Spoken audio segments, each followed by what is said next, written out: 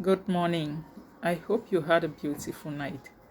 This morning, we are going to be sharing on how you can handle disrespect. This topic comes up regularly because it's like some people were taught to naturally be disrespectful. Many people don't know how to be civil. That is what I've come to observe. Many people were never brought up to to be civil. They don't know how to talk to people. They don't know how to speak to their fellow human beings. So, the question I'm going to be sharing with us this morning is, how do you manage disrespect? How do you cope with a disrespectful person? That is our sharing this morning. To cope with a disrespectful person, you don't need to bring down yourself to their level. No. Because no matter, I always say, a pig is used to fighting in mud. And so, if you go and meet a pig in its terrain, the pig will obviously beat you in that terrain because they are good at fighting in mud.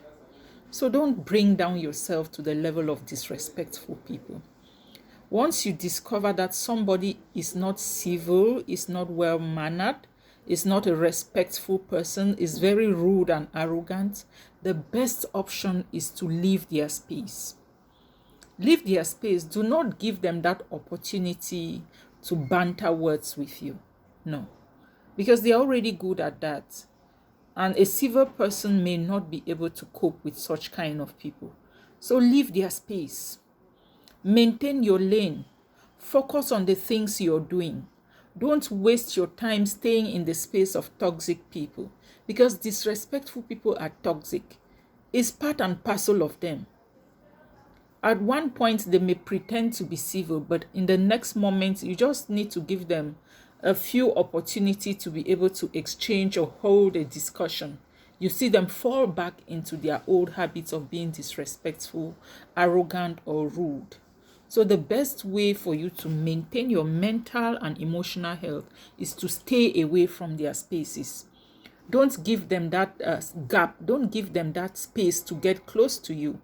Because at any time they get closer to you, what they know is just how to be disrespectful and rude.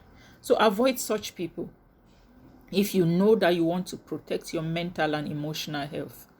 There is nothing as beautiful as staying happy, even by staying alone. If that brings you peace, so be it. It's better for you. There's no need struggling to be in a community of people who don't know what respect is.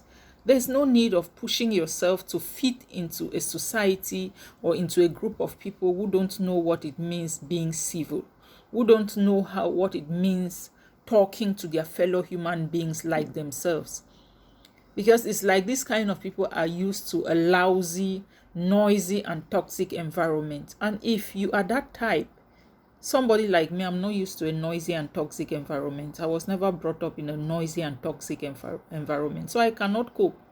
If I stay around such people, it plays on my mental health. It destabilizes me. So I do my best to keep away from such communities, from such people, in order to maintain my mental and emotional sanity. So, my dear, if you're listening to me this morning, there is no need maybe forcing a friendship, struggling to fit in a society or a community of people who are not civil, especially if it has never been your ball game. I hope I made some sense. Good morning.